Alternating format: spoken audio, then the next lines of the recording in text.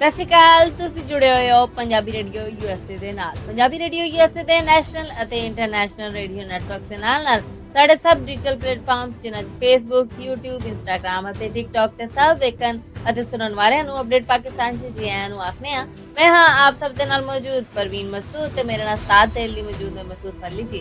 मसूद जी हैं जी, बहुत धन्यवाद परवीन तुहाडा। मेरे लिए सब सत्कारयोग ਸਰੋਤਿਆਂ ਨੂੰ ਦਰਸ਼ਕਾਂ ਨੂੰ ਦੋਵੇਂ ਹੱਥ ਜੋੜ ਕੇ ਸਲਾਮ ਆਦਾਬ ਸਤਿ ਸ੍ਰੀ ਅਕਾਲ। ਅੱਜ ਅਮਰੀਕਾ 'ਚ 18 ਦਸੰਬਰ ਸਾਲ 2025 ਦਾ ਦਿਨ ਡੁੱਬ ਚੁੱਕਿਆ ਔਰ ਪਾਕਿਸਤਾਨ 'ਚ 19 ਦਸੰਬਰ ਸਾਲ 2025 ਚੜ੍ਹ ਚੁੱਕਿਆ ਹੈ। ਪਾਕਿਸਤਾਨ ਦੇ ਨਾਲ ਜੁੜੀਆਂ ਵੱਡੀਆਂ ਖਬਰਾਂ ਨੇ ਜਿਹੜੀਆਂ ਉਹਨਾਂ ਦੇ ਅੱਜ ਦੇ ਇਸ ਬੁਲਟਨ 'ਚ ਆਪ ਸਭ ਨੂੰ ਜੀ ਆਇਆਂ ਨੂੰ ਕਹਿੰਦੇ ਸਵਾਗਤ ਕਰਨੇ ਆ ਔਰ ਇਹ ਵੀ ਦੱਸਦੇ ਜਾਈਏ ਕਿ ਇਹ ਖਬਰਾਂ ਅਸੀਂ ਹਫ਼ਤੇ 'ਚ 5 ਦਿਨ ਮੰਡੇ ਟੂ ਫਰਾਈਡੇ ਤੁਹਾਡੇ ਲੈ ਕੇ ਆਉਂਦੇ ਆ। ਜੇ ਇਹਨਾਂ ਖਬਰਾਂ ਨੂੰ ਸਪਾਂਸਰ ਕਰਨਾ ਹੋਏ ਸਮਝਦੇ ਹੋਵੋ ਕਿ ਇਹ ਤੁਹਾਡੇ ਕਾਰੋਬਾਰ ਦੇ ਵਧਾਅ ਵਾਸਤੇ ਜਾਂ ਸਟਰੋਂਗ ਮੈਸੇਜ ਦੇ ਵਾਸਤੇ ਸੁਚਲ ਸਾਬਤ ਹੋ ਸਕਦੀਆਂ ਤੇ ਉਹਦੇ ਲਈ ਸਾਡਾ ਟੈਲੀਫੋਨ ਨੰਬਰ ਹੈ जी 408 272 5200 4082725200। ਮਸੂਦ ਬਾਦ ਨੇ ਖਬਰਾਂ ਹਾਲੇ ਜੀ। ਇੰਟਰਨੈਸ਼ਨਲ ਅੱਤਗਰਦ ਤਨਜ਼ੀਮ ਦਾਸ਼ ਜਿਹਨੂੰ ISIS ਵੀ ਆਖਿਆ ਜਾਂਦਾ ਹੈ, ਖਬਰਾਂ ਲੱਭ ਰਹੀਆਂ ਨੇ ਕਿ ਪਾਕਿਸਤਾਨ 'ਚ ਇਹਨਾਂ ਦੇ 2 ਵੱਡੇ ਲੋਕਾਂ ਦੀ ਗ੍ਰਿਫਤਾਰੀ ਹੋਈ। ਜੀ ਬਿਲਕੁਲ, ਇਹ ਪਾਕਿਸਤਾਨੀ ਇੰਟੈਲੀਜੈਂਸ ਜ਼ਰੀਏ ਨੇ ਜਿਹੜੇ ਉਹਨਾਂ ਨੇ ਇਹ ਤਸਦੀਕ ਕੀਤੀ ਹੈ ਕਿ ਦਾਸ਼ ਖਰਾਸਾਨ ਜਾਂ ISIS ਦਾ ਜਿਹੜਾ ਖਰਾਸਾਨ ਚੈਪਟਰ ਹੈ ਉਹਦਾ ਸੀਨੀਅਰ ਇੱਕ ਜਿਹੜਾ ਤਰਜਮਾਨ ਆ ਉਹ ਗ੍ਰਿਫਤਾਰ ਕੀਤਾ ਗਿਆ ਹੈ ਔਰ ਇਸ ਤੋਂ ਅੱਡ ਇਹਨਾਂ ਦਾ ਇੱਕ ਪ੍ਰਧਾਨ ਜਿਹੜਾ ਉਹ ਵੀ ਗ੍ਰਿਫਤਾਰ ਹੋਇਆ ਆ।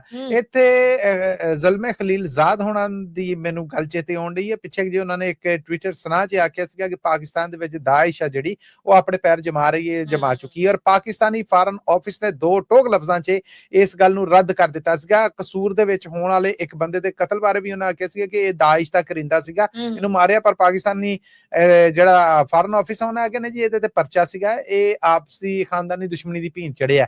ਹੁਣ 2 ਵੱਡੇ ਲੋਕਾਂ ਦਾ ਪਾਕਿਸਤਾਨ 'ਚੋਂ ਗ੍ਰਿਫਤਾਰ ਹੋਣਾ ਕੋਈ ਨਿੱਕੀ ਗੱਲ ਨਹੀਂ ਕੀ ਹੈ ਔਰ ਬਕਾਇਦਾ ਤਸਦੀਕ ਕੀਤੀ ਜਾ ਰਹੀ ਹੈ ਕਿ ਇੱਕ ਤੇ ਇਹਨਾਂ ਦਾ ਜਿਹੜਾ ਤਰਜਮਾਨ ਆ ਉਹ ਗ੍ਰਿਫਤਾਰ ਹੋਇਆ ਆ ਔਰ ਇੱਕ ਇਹਨਾਂ ਦਾ ਹੋਰ ਪ੍ਰਧਾਨ ਹੈ ਜਿਹਦੀ ਸ਼ਨਾਖਤ ਹੈ ਜਿਹੜੀ ਹਜੇ ਤੱਕ ਪਾਕਿਸਤਾਨ ਵੱਲੋਂ ਜ਼ਾਹਰ ਨਹੀਂ ਕੀਤੀ ਜਾ ਰਹੀ, ਪਰ 2 ਗ੍ਰਿਫਤਾਰੀਆਂ ਦੀ ਤਸਦੀਕ ਕੀਤੀ ਜਾ ਰਹੀ ਜਿਹੜੀਆਂ ਆਖੀ ਜਾ ਰਹੀਆਂ ਕਿ ISIS ਖਰਾਸਾਨ ਦੇ ਜਿਹੜੇ ਲੋਕ ਨੇ ਇਹ ਵੱਡੇ ਕਮਾਂਡਰ ਨੇ ਜਿਹੜੇ ਇਹਨਾਂ ਦੀਆਂ ਗ੍ਰਿਫਤਾਰੀਆਂ ਹੋਈਆਂ ਜੀ। ਅਮਰੀਕਾ, ਕਤਰ, ਤੁਰਕੀ, ਮਿਸਰ ਦੀ ਗਾਜ਼ਾ ਦੇ ਮਾਮਲੇ ਤੇ ਗੱਲਬਾਤ ਚੱਲ ਰਹੀ ਸੀ।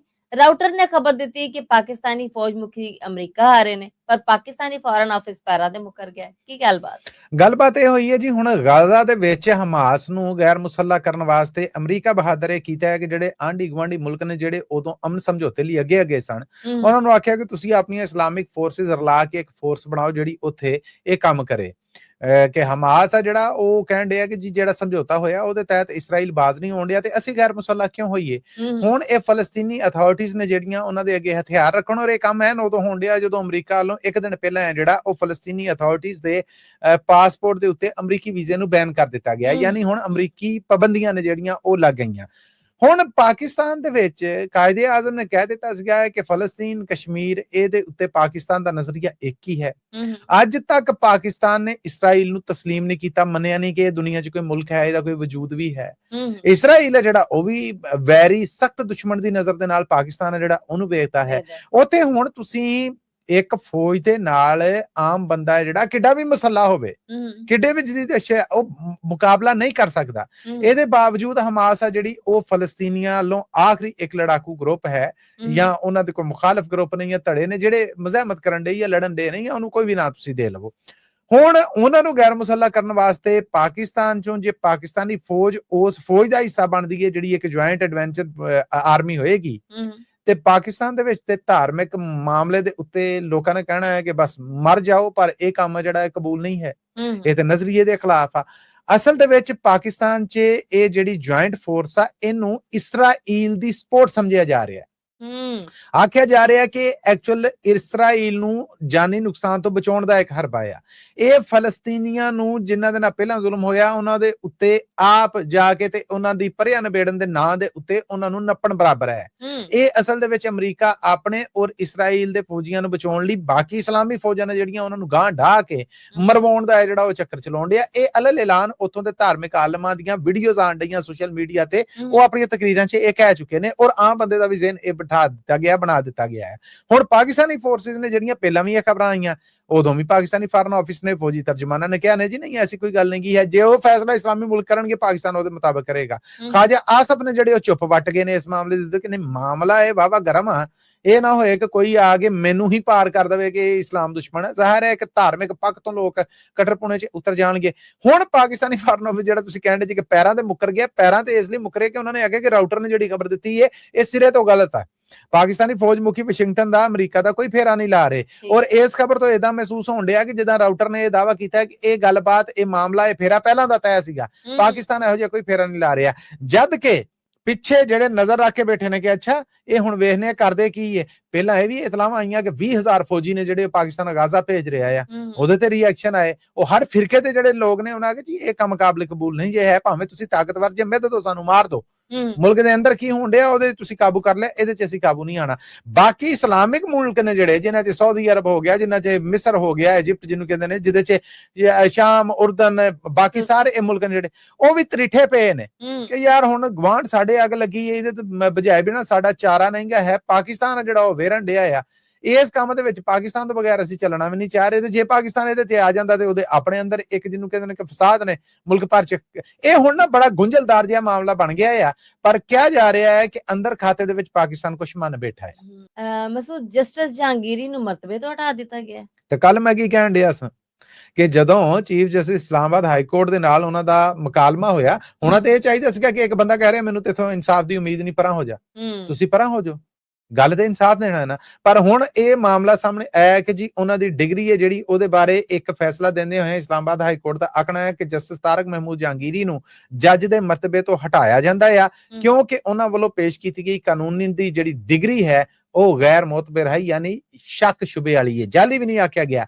ਸਵਾਲ ਇਹ ਹੈ ਕਿ ਜਦੋਂ ਉਹ ਵਕੀਲ ਬਣਿਆ ਸੀ, ਤਸਦੀਕ ਹੁੰਦੀ ਹੈ ਨਾ ਵਕੀਲ ਬਣਨ ਤੋਂ ਬਾਅਦ, ਜਦੋਂ ਕਿਸੇ ਬਾਰ ਕੌਂਸਲ ਦਾ ਲਾਇਸੈਂਸ ਲਈਦਾ ਹੈ ਵਕਾਲਤ ਕਰਨ ਵਾਸਤੇ ਕਿ ਇਹ ਫਲਾਂ ਬਾਰ ਕੌਂਸਲ ਦਾ ਮੈਂਬਰ ਹੈ, ਇਹ ਜੱਜ ਦੇ ਸਾਹਮਣੇ ਪੇਸ਼ ਹੋ ਸਕਦਾ ਹੈ, ਇਹ ਕੇਸ ਲੋਕਾਂ ਦੇ ਫੜ ਸਕਦਾ ਹੈ, ਉਹਨਾਂ ਨੂੰ ਇਨਸਾਫ ਦਿਵਾਉਣ ਲਈ ਵਕਾਲਤ ਕਰ ਸਕਦਾ ਹੈ, ਉਦੋਂ ਇਹ ਡਿਗਰੀ ਹੈ ਜਿਹੜੀ ਇਹ ਠੀਕ ਸੀ।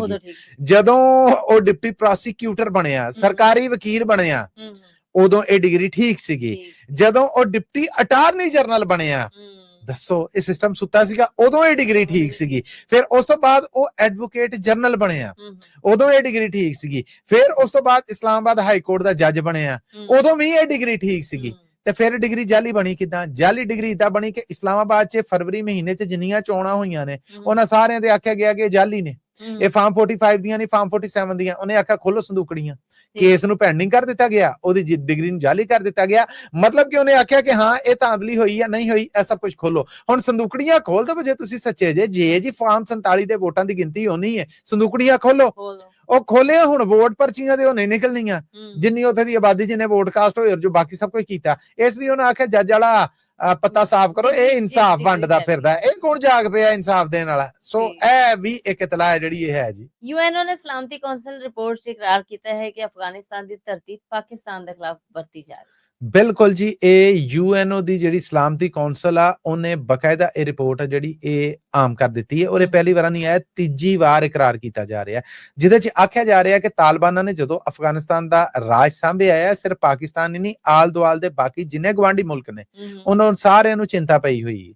ਔਰ ਇਹ ਗੱਲ ਗਲਤ ਹੈ ਜਿਹੜੀ ਇਹ ਤਾਲਿਬਾਨ ਕਹਿੰਦੇ ਨੇ ਕਿ ਨਹੀਂ ਜੀ ਸਾਡੀ ਧਰਤੀ ਹੈ ਜਿਹੜੀ ਉਹ ਕਿਸੇ ਮੁਲਕ ਤੇ ਹਮਲੇ ਵਾਸਤੇ ਨਹੀਂ ਵਰਤੀ ਜਾ ਰਹੀ। ਉਲਟਾ ਬਲੇਮ ਕਰ ਰਹੇ ਨੇ ਕਿ ਬਾਕੀ ਮੁਲਕ ਨੇ ਜਿਹੜੇ ਉਹ ਆਪਣੀਆਂ ਸਰਹੱਦਾਂ ਤਗੜੀਆਂ ਕਰਨ। ਜਦੋਂ ਇਹ ਧਮਾਕੇ ਹੁੰਦੇ ਨੇ ਤਾਂ ਤੁਰ ਕੇ ਜਾਂਦੇ ਨੇ ਤੇ ਰਾਹ 'ਚ ਗ੍ਰਿਫਤਾਰ ਕਿਉਂ ਨਹੀਂ ਕਰਦੇ? ਵੀ ਮੈਂ ਚੋਰ ਜਦੋਂ ਆਏਗਾ, ਕੰਧ ਟੱਪੇਗਾ ਤੇ ਐਲਾਨ ਕਰਕੇ ਆਏਗਾ ਕਿ ਲੁਕਣ ਮਿੱਟੀ ਲੋ ਜੀ, ਮੇਰੀ ਵਾਰੀ ਆ ਗਈ, 1 2 3 4 ਮੈਂ ਕੰਧ ਛਾਲ ਮਾਰ ਕੇ ਟੱਪ ਲਈ, ਲੱਭ ਲੋ ਮੈਨੂੰ। ਜਦੋਂ ਵਾਰਦਾਤ ਕਰੇ ਇਹ ਅੱਖਾਂ 'ਚ ਧੂੜ, ਬੇਸ਼ੁਮਾਰ ਮਾਮਲੇ ਹੋਏ। 3 ਵਾਰਾਂ ਗੱਲਬਾਤ ਜਿਹੜੀ ਉਹ ਮਿਸਰ ਔਰ ਸਾਊਦੀਆ, ਤੁਰਕੀਆ, ਇਹਨਾਂ ਦੀਆਂ ਅਗਵਾਈਆਂ ਦੇ ਵਿੱਚ ਹੋਏ, 3 ਦੌਰ ਨਾਕਾਮ ਹੋ ਗਏ। ਕੁੱਲ ਕਹਿੰਦੇ ਨੇ ਕਿ ਮਿਲਾ ਕੇ ਅਗਸਤ 2021 ਤੱਕ ਤੋਂ ਹੁਣ ਤੱਕ ਆਉਣ ਵਾਲੀ ਇਹ 16ਵੀਂ ਰਿਪੋਰਟ ਆ, ਜਿਹਦੇ 'ਚ 16 ਦੀਆਂ 16 ਰਿਪੋਰਟਾਂ ਇਹ ਕਹਿਣ ਡਈਆਂ ਅਫਗਾਨਿਸਤਾਨ ਤੋਂ ਦੂਜੇ ਮੁਲਕਾਂ ਦੇ ਹਮਲੇ ਹੋਣ ਡੇ ਨੇ। ਹੁਣ ਤਾਂ ਚੀਨ ਵੀ ਸਿੱਧਾ ਹੋਇਆ ਪਿਆ, ਪਾਕਿਸਤਾਨ ਵੀ ਹੋਇਆ ਪਿਆ। ਪਾਕਿਸਤਾਨ ਜਦੋਂ ਜਵਾਬ ਦਿੰਦਾ ਉਹਨਾਂ ਟਿਕਾਣੇ ਨੂੰ ਨਿਸ਼ਾਨਾ ਬਣਾਉਂਦਾ ਜਿੱਥੋਂ ਹਮਲੇ ਪਾਕਿਸਤਾਨ 'ਚ ਹੁੰਦੇ ਨੇ, ਉਦੋਂ ਫਿਰ ਤਕਲੀਫ ਹੁੰਦੀ ਹੈ। ਬਹੁਤ ਹੱਦ ਤੱਕ ਇੰਟੈਲੀਜੈਂਸ ਬੇਸ ਆਪਰੇਸ਼ਨ ਨੇ ਜਿਹੜੇ ਉਹਨਾਂ 'ਚ ਵਕਤ ਤੋਂ ਪਹਿਲਾਂ ਕਾਰਵਾਈਆਂ ਕੀਤੀਆਂ ਜਾਂਦੀਆਂ, ਪਰ ਤਾਲਿਬਾਨ ਕਹਿੰਦੇ ਦੁਨੀਆ ਝੂਠੀ, ਅਸੀਂ ਇਕੱਲੇ ਸੱਚੇ ਹਾਂ। ਦਰਿਆਏ ਚਨਾਬ ਦਾ ਪਾਣੀ ਦੱਸ ਰਿਹਾ ਹੈ ਕਿ ਭਾਰਤ ਨੇ ਬਗੈਰ ਇਤਲਾ ਦਿੱਤੇ ਪਾਣੀ ਫੇਰ ਛੱਡ ਦਿੱਤਾ। ਇਹ ਪਾਕਿਸਤਾਨੀ ਫਾਰਨ ਆਫਿਸ ਦੀ ਸਟੇਟਮੈਂਟ ਹੈ ਜੀ। ਮੀਡੀਆ 'ਚ ਖਬਰਾਂ ਗਰਮ ਸਨ ਕਿ ਸਿਆਲੀ ਦਿਨ ਹੋਣ, ਪਹਾੜਾਂ ਤੇ ਬਰਫ਼ ਜੰਮੀ ਹੋਏ ਤੇ ਪਾਣੀ ਕਿਧਰੋਂ ਆਉਣ ਡਿਆ, ਪਾਣੀ ਤੇ ਜੰਮਿਆ ਹੁੰਦਾ ਆ। ਸੋ ਇਹ ਹੜ੍ਹ ਦੀ ਕੰਡੀਸ਼ਨ ਹੈ ਜਿਹੜੀ ਉਹ ਬਣ ਗਈ ਹੈ। ਫਿਰ ਉਸ ਤੋਂ ਬਾਅਦ ਮੀਡੀਆ ਰਿਪੋਰਟਾਂ ਦਿੱਤੀਆਂ ਕਿ ਜੀ ਫਲਾਂ ਥਾਂ ਤੇ ਵੀ ਪਾਣੀ ਹੈ ਜਿਹੜਾ ਉਹ ਉੱਚਾ ਹੋ ਗਿਆ, ਫਲਾਂ ਥਾਂ ਤੇ ਵੀ ਉੱਚਾ ਹੋ ਗਿਆ, ਫਲਾਂ ਥਾਂ ਤੇ ਵੀ ਉੱਚਾ ਆ ਗਿਆ। ਫਿਰ ਉਹਨਾਂ ਨੇ ਆਖਿਆ ਕਿ ਜੀ 1 ਹਫ਼ਤੇ ਤੋਂ ਯਾਨੀ ਪਿਛਲੇ 7 ਦਿਨਾਂ ਤੋਂ ਭਾਰਤ ਵੱਲੋਂ ਚਨਾਹ ਦਰਿਆ ਦੇ ਵਿੱਚ ਬਗੈਰ ਇਤਲਾਹ ਦਿੱਤਿਆਂ ਪਾਣੀ ਛੱਡਿਆ ਗਿਆ, ਜਿਹਦਾ ਮਕਸਦ ਇਹ ਹੈ ਕਿ ਇੱਕ ਵਾਰ ਫਿਰ ਚਨਾਹ ਦੇ ਆਲੇ ਦੁਆਲੇ ਵਸਦੀਆਂ ਫਸਲਾਂ ਨੇ ਜਿਹੜੀਆਂ ਏਰੀਆਜ਼ ਨੇ ਜਿਹੜੇ ਉਹ ਤਬਾਹ ਹੋਣ, ਪਿੰਡਾਂ ਥਾਵਾਂ ਦੇ ਵਿੱਚ ਪਾਣੀ ਆ ਜਾਏ। ਔਰ ਪਾਕਿਸਤਾਨ ਦਾ ਕਹਿਣਾ ਕਿ ਅਸੀਂ ਇੰਡਸ ਸਮਝੌਤਾ ਜਿਹੜਾ 1960 ਦਾ ਹੈ, ਜਿਹਨੂੰ ਨਰਿੰਦਰ ਮੋਦੀ ਹੁਣੇ ਕਹਿੰਦੇ ਨੇ ਕਿ ਬਸ ਮੁੱਕ ਗਿਆ, ਨਹੀਂ ਅਸੀਂ ਨਹੀਂ ਉਹਦੇ ਤੇ ਫਿਰਨਾ ਤੁਰਨਾ, ਨਹੀਂ ਅਸੀਂ ਨਹੀਂ ਉਹਨੂੰ ਮੰਨਦੇ, ਉਹਦੇ ਤਹਿਤ ਉਹਨਾਂ ਆਖਿਆ ਕਿ ਅਸੀਂ ਭਾਰਤ ਨੂੰ ਸਰਕਾਰੀ ਚਿੱਠੀ ਲਿਖ ਦਿੱਤੀ ਹੈ ਔਰ ਉਹਦੇ ਕੋਲ ਜਵਾਬ ਮੰਗਿਆ ਹੈ ਕਿ ਇਹ ਕੰਮ ਕਿਉਂ ਕੀਤਾ ਜਾ ਰਿਹਾ ਹੈ, ਕਿਉਂਕਿ ਇਹਦੇ ਨਾਲ, ਇਹ ਬਗੈਰ ਇਤਲਾਹ ਤੋਂ ਪਾਣੀ ਛੱਡਣ ਦੇ ਨਾਲ ਪਾਕਿਸਤਾਨ ਦੇ ਵਿੱਚ ਜਿਹੜਾ ਸਾਡਾ ਐਗਰੀਕਲਚਰ ਸਰਕਲ ਆ, ਉਹ ਇਸ ਤੋਂ ਅੱਡ ਆਮ ਲੋਕਾਂ ਦੀ ਜਿਹੜੀ ਜ਼ਿੰਦਗੀ ਹੈ, ਉਹ ਰੋਜ਼ਗਾਰ, ਫਿਰ ਖੁਰਾਕ ਦੇ ਜਿਹੜੇ ਚਿੰਤਾ ਭਰੇ ਮਾਮਲੇ ਨੇ ਉਹ ਖਲੋ ਜਾਂਦੇ ਨੇ। ਔਰ ਇਹ ਪਾਕਿਸਤਾਨ ਦੇ ਇਕਨੋਮਿਕਲ ਸਟੈਬਲਾਈਜੇਸ਼ਨ ਜਿਹੜੀ ਉਹਦੇ ਵਾਸਤੇ, ਇਹ ਕਹਿ ਲਵੋ ਕਿ ਮੁਆਸ਼ੀ ਸਲਾਮਤੀ ਹੈ ਜਿਹੜੀ, ਉਹਦੇ ਵਾਸਤੇ ਇੱਕ ਵੱਡਾ ਖਤਰਾ ਹੈ। ਤੇ ਲਿਖ ਤੇ ਦਿੱਤਾ ਹੈ ਖਤ, ਤਸਦੀਕ ਵੀ ਕਰ ਦਿੱਤੀ ਪਾਕਿਸਤਾਨੀ ਫਾਰਨ ਆਫਿਸ ਨੇ, ਪਰ ਮੈਨੂੰ ਨਹੀਂ ਲੱਗਦਾ ਕਿ ਭਾਰਤ ਵੱਲੋਂ ਜਵਾਬ ਆਏ। ਜੀ ਮਸੂਦ, ਇਹਦੇ ਨਾਲ ਹੀ ਸੀ ਆਪਣੇ ਸਰੋਤਿਆਂ ਕੋਲ ਲੈਣੀ ਇਜਾਜ਼ਤ। ਪਰ ਜਾਣ ਤੋਂ ਪਹਿਲੇ ਉਹੀ ਇੱਕ ਗੱਲ ਜਿਹੜੀ ਸੀ ਹਰ ਵਾਰ ਕਰੀ ਜਾਂਦੀ, ਇਹ ਖਬਰਾਂ ਤੁਸੀਂ ਪੰਜਾਬੀ ਰੇਡੀਓ USA ਦੇ ਨੈਸ਼ਨਲ ਔਰ ਇੰਟਰਨੈਸ਼ਨਲ ਰੇਡੀਓ ਨੈਟਵਰਕ ਦੇ ਨਾਲ ਪੰਜਾਬੀ ਰੇਡੀਓ USA ਦੇ ਫੇਸਬੁੱਕ, YouTube, Instagram ਔਰ TikTok ਤੇ ਵੀ ਵੇਖ ਸਕਦੇ ਹੋ। ਰੋਜ਼ ਇਹ ਖਬਰਾਂ ਅਸੀਂ ਤੁਹਾਡੇ ਵਾਸਤੇ ਲੈ ਕੇ ਆਉਂਦੇ, ਹਫਤੇ 'ਚ 5 ਦਿਨ, ਮੰਡੇ ਟੂ ਫਰਾਈਡੇ। ਇਹਨਾਂ ਖਬਰਾਂ ਨੂੰ ਜੇ ਸਪਾਂਸਰ ਕਰਨਾ ਹੋਏ ਤਾਂ ਸਾਡਾ ਟੈਲੀਫੋਨ ਨੰਬਰ ਹੈ ਜੀ 408 272 5200 और 082725200। ਮਸੂਦ, ਇਹਦੇ ਨਾਲ ਹੀ ਅਪਡੇਟ ਪਾਕਿਸਤਾਨ 'ਚ ਅਸੀਂ ਲੈਣੀ ਇਜਾਜ਼ਤ। ਅਗਲੇ ਅਪਡੇਟ ਪਾਕਿਸਤਾਨ ਤੱਕ ਲਈ ਮੇਰਾ ਤੁਹਾਡਾ ਸਾਡਾ ਸਾਰਿਆਂ ਦਾ ਰੱਬ ਰਾਖਾ।